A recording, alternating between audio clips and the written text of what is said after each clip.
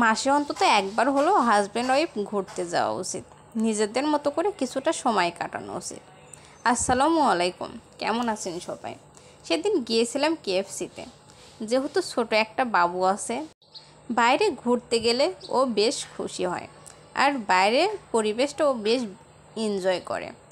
আর আমার বাবুটা বাসায় যতটা দুষ্ট, বাইরে গেলে ঠিক ততটাই শান্ত, একটুও বিরক্ত করে না, চুপচাপ বসে থাকে, আমাদের মতো করে খায়। ওকে যদিও খাওয়াই দিতে হয়, আর যেহেতু ছোট মানুষ। তো আমার হাজব্যান্ড এখানে দাঁড়িয়ে খাবারের অর্ডার দিচ্ছিল, আর আমি চারদিকটা একটু ভিডিও করে নিচ্ছিলাম। আমার কাছে বেশ ভালো লেগেছে পরিবেশটা। যাদের সামর্থ্য বেশি আছে তারা হয়তোবা মাসে 2-3 বার করে ঘুরতে যেতে পারে, দূরে কোথাও থেকে ঘুরে আসে। আর আসলে সামর্থ্য বুঝে ঘোরাটা উচিত। আজগুবি হাজব্যান্ডের উপর কোনো কিছু জোর করে চাপিয়ে দেওয়া আমি মনে করি উচিত না। তার সামর্থ্যে যতটুকু কুড়াবে সে তো ততটুকুই করবে। এদিকে বলতে বলতে আমরা উপরতলায় বসলাম। এখানে আমার হাজব্যান্ড চিকেনের অর্ডার দিয়েছে। এখানে 4 পিস চিকেন ছিল। আমার বাবুটা বেশ খুশি হয়েছিল। ও হাত পা দুলিয়ে দুলিয়ে নাচছে আর চুপ করে বসে আছে। আর কেএফসির ভিতরে একটা জিনিস আমার খুব বেশি ভালো লেগেছে, ভিতরে বাচ্চাদের জন্য একটু খেলার জায়গা করে রাখছে। অনেক বাচ্চারা বাইরে এসে খুব বেশি বিরক্ত করে, তো এই সাইডে খেলতে দিলে মায়েরা একটু শান্তি মতো খেতে পারে। আর কেএফসির যে প্রধান ছিলেন তার মাথায় যে এই জিনিসটা এসেছে, এটাই অনেক কিছু। তো এখানে সবগুলো বাচ্চাই অনেক বড় ছিল, আর আমার বাচ্চাটা তাদের মধ্যে ছিল একদম গিনিপিগ, ওদের পায়ের নিচে পড়তো। তো এই এতে মানে সবগুলো বাচ্চা একদম উল্টে পাল্টে কী একটা অবস্থা।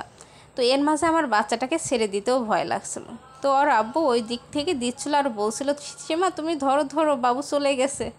তো আমি এ পাশ থেকে ওর পাটা টেনে ধরছিলাম যে বাবা আসো। তো বেশ একটু খুশি হয়েছে। আর কতক্ষণই বা এরকম করা যায়, যেহেতু অনেক বাচ্চার ভিড়। আর এর মাঝে বাচ্চাটাকে ছেড়ে দিলে আমার বাবুটা ব্যথা পেত। তো আর এক পাশে সিঁড়ি আছে, ও আব্বুকে বলছে যে ওই দিক দিয়ে উঠবে। তো ওই দিকে হচ্ছে অনেকগুলো বাচ্চা মানে সমানে চারদিক থেকে উঠতেছে। তো ওর আব্বু বলতেছে যে এখানে আর বেশিক্ষণ না থাকি, ও পরে ব্যথা পাবে, চলো আমরা বাইরে চলে যাই। তো ওখান থেকে আমরা বাইরের দিকে চলে আসছি।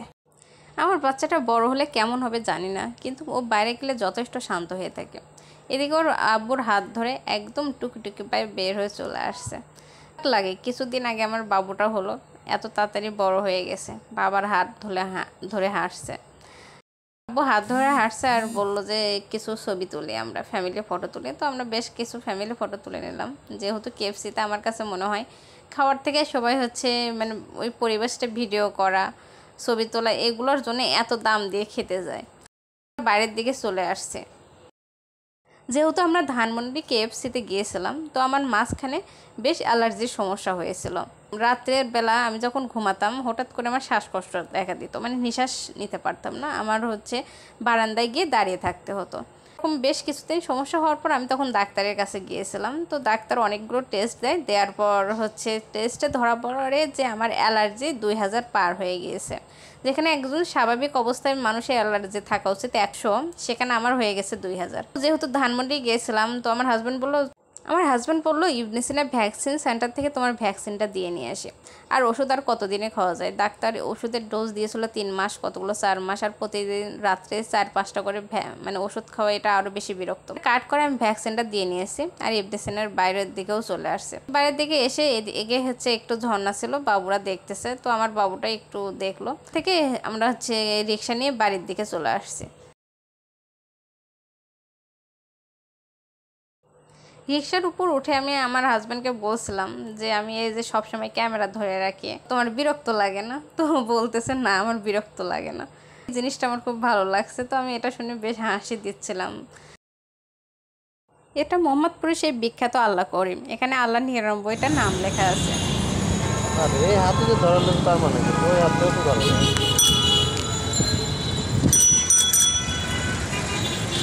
ভালো না। এটা দিয়ে এখানে বিএফসিটা অনেক বড়, বুঝছো? এই যে এখানে কিনা। হ্যাঁ, তো আমরা হাজব্যান্ড ওয়াইফ রিক্সায় বসে গল্প করতে করতে চলে আসছিলাম। ও বলছিল আবার এই জায়গায় নিয়ে এসে খাওয়াবে। ওখান থেকে আমরা হচ্ছে এইদিকে চলে আসছি। আর হচ্ছে মোহাম্মদপুর হচ্ছে বাস স্ট্যান্ডে নেমে আমি হচ্ছে ভাবলাম যে হচ্ছে করি, একটা বিছানার চাদর লাগতো। তো নতুন দেখে একটা বিছানার চাদর কিনলাম, কিনে বাড়ির দিকে চলে আসছে। এইদিকে এক গাদা কাপড় ধুয়ে রাখছিলাম, তো ওইগুলো গুছিয়ে ওয়ার্ড্রোপের মধ্যে রাখতে গেছি, দেখি যে ওয়ার্ড্রোপের মধ্যে একটা তেলাপোকা। সবগুলো কাপড় বের করে আবার বাইরে থেকে ঘুরে এসে আবার সবগুলো কাপড় সুন্দর করে ভাঁজ করে এক সাইজ করে রাখলাম, আর শাড়িগুলো অন্য পাশে রাখলাম যেন পরবর্তীতে বা পরতে নিলে সহজেই পাওয়া যায়। আমার এই ব্লগগুলো যদি আপনাদের কাছে ভালো লাগে অবশ্যই লাইক, কমেন্ট অ্যান্ড শেয়ার করবেন, আর সেই সাথে আমার চ্যানেলটা অবশ্যই সাবস্ক্রাইব করবেন। আর এটা যে হলুদ কালার শাড়িটা দেখতে পাচ্ছেন, এটা আমার বিয়ের সময় গায়ে হলুদের শাড়িটা ছিল, তো হঠাৎ করে বের হলো তাই বললাম।